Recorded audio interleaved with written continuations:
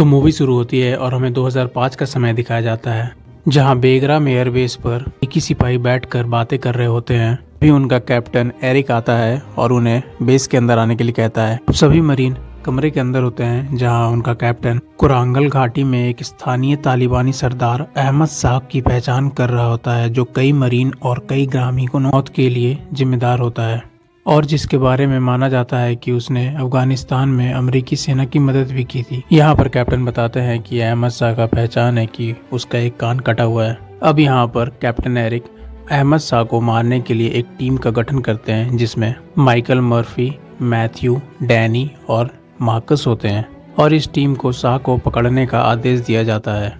अब पूरी team mission पर जाने के लिए तैयारी करने लग जाती है, जहां सभी अपने गन को लोड करने लगते हैं और बाकी सारे इक्विपमेंट्स को भी फिलअप करने लग जाते हैं। इसके बाद पूरी टीम अपने सामान और गन्स को लेकर हेलीकॉप्टर पर चढ़ जाते हैं और वो कालिंगर घाटी की तरफ बढ़ जाते हैं। हेलीकॉप्टर से रात भर सफर करने के बाद 4 लोगों की टीम शाह के अंतिम ज्ञात स्थान पर पहुंच जाती है। जिस पहाड़ी इलाके में टीम काम कर रही होती है, वहां पर कम्युनिकेशन बहुत ज्यादा वीक होता है, जिसके कारण वो अपने बेस पर बात नहीं कर पा रहे होते हैं। अब वो एक गांव के बाहर पहुंचते हैं, जहां उन्हें देखने पे पता चलता है कि अहमद शाह उसी गांव के अंदर छिपा हुआ होता है। मार्कस की टीम उसे स्पॉट ही कर रहा होता है कि तभी वहां पर एक गांव का बूढ़ा व्यक्ति आ जाता है अपने बकरियों के साथ। अपनी बकरियों को वहां पर घास चरने के लिए छोड़ ही दिया होता है कि तभी उस बूढ़े के 2 बच्चे और वो मार्कस के पैर से टकरा कर गिर जाती है और यहाँ पर उन्हें पता चलता है कि अमेरिकी सील की एक टीम यहाँ पर पहुंची हुई है। मार्कस की टीम उन तीनों को पकड़ कर रख लेती है, जिस पर डैनी और मैथ्यू दोनों कहते हैं कि हमें इसे नहीं छोड़ना चाहिए, क्योंकि अगर हमने नहीं छोड़ा तो ये अहमद शाह और बाकी तालिबानियों को जाकर बता देंगे हमारे पोजीशन के बारे में, फिर वो हमारे ऊपर अटैक कर देंगे। पर मैथ्यू उन दोनों बच्चों पर रहम खाकर उन तीनों को जाने दे देता है, जहां हमें दिखता है कि वो बच्चा बहुत ही ज़्यादा फुर्ती से वहां से भागना शुरू करता है और वो पहाड़ियों से बिल्कुल ही परिचित होता है, जिसके कारण वो तुरंत ही पहाड़ी के नीचे पहुंच जाता है। अब मार्कस की टीम ऊपर झाड़ियों में छिपी ही होती है, तभी मैथ्यू को वहां पर किसी के होने का एहसास होता है और वो झाड़ियों से बाहर निकलकर ऊपर पहाड़ी की तरफ देखता है, जहाँ उसे और लोगों की तादाद में तालिबान खड़े दिखते हैं। फिर वो धीरे से झाड़ियों के अंदर आता है और अपनी टीम को तालिबानियों के बारे में बताता है, जिस पर मार्कस अफसोस करते हुए कहता है कि हमें उन बच्चों को नहीं छोड़ना चाहिए था।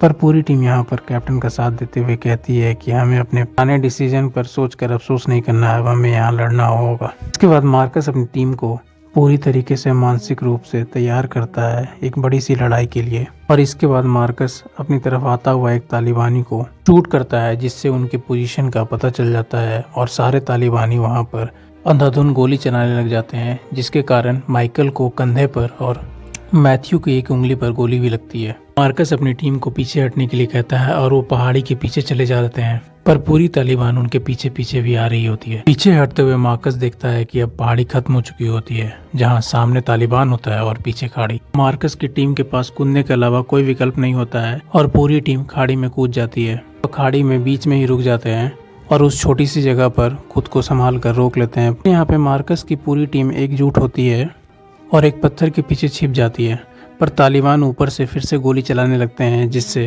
डैनी के पैर में गोली लग जाती है। फिर वहां पर और भी तालिबान आकर गोली चलाने लगते हैं, जिसके कारण उन्हें और भी नीचे जाना होता है। लेकिन जब उनके सामने एक आरपीजी विस्फोट होता है तो वो अपना संतुलन खो देते हैं और डाइजन मारा जाता है। बाकी से सील टीम एकजुट होकर समर्थन जुटाने की पूरी कोशिश करने लग जाते हैं और फिर से वो तालिबान से लड़ने लगते हैं।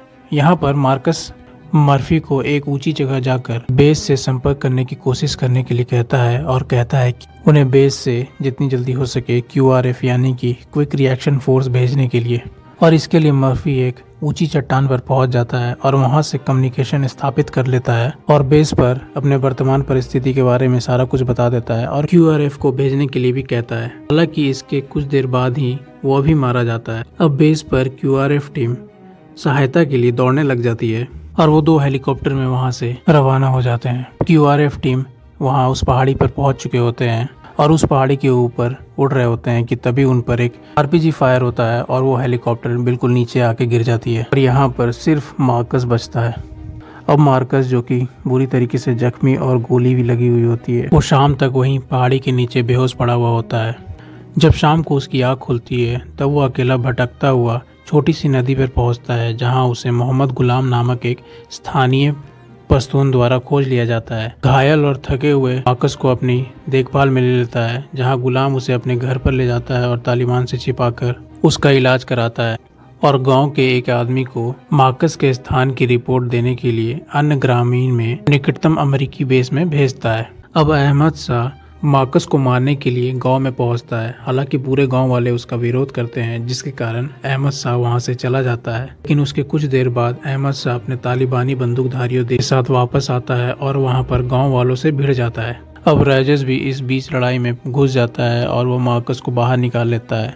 बाहर जाते समय मार्कस मोहम्मद का बहुत ज़्यादा शुक्रिया करता है और मोहम्मद गुलाब के इस सहायता के लिए उसका धन्यवाद भी देता है और मूवी यहीं पर ख़त्म होती है। इसके बाद हमें वास्तविक में मार्कस, गुलाब और मिशन के दौरान जितने भी मरे हुए सैनिक थे उनके फ़ोटोज़ को डिस्प्ले पे दिखाया जाता है, क्योंकि ये एक वास्तविक घटना पर आधारित होती है। हमें मूवी के अंत में आर्टिकल भी हमें दिखाया जाता है, जहाँ अमेरिका ने खुद ही एक्सेप्ट किया होता है कि लेफ्टिनेंट मार्कस की मदद करने के लिए पश्तूनों ने उनकी मदद की थी और इसके लिए वे तहे दिल से शुक्रगुजार हैं।